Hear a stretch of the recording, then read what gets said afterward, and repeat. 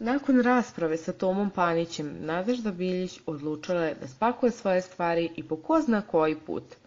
Izrevoltirana time što njen ljubavni partner Toma obnavlja odnos sa Marijanom. Ona nije mogla da pređe preko toga. Sada ćeš da vidiš koliko me boli kurac za reality. Drago mi je da sam predmet vašeg smeha.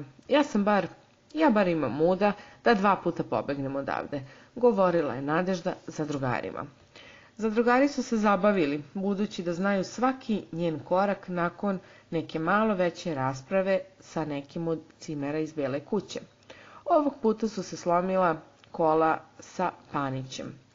Iako je svesna kazne koje može da snosi zbog ovog postupka, pevačica je bila sigurna u svoj odlazak iz realitija Zadruga 2.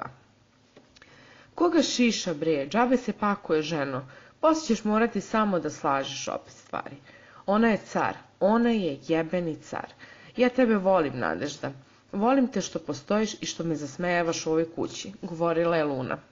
Ona je napunila džak svojim stvarima i počela da ga vuče ka kapiji. Svi ostali su pažljivo sa strane gledali šta radi i sve vreme se smejali.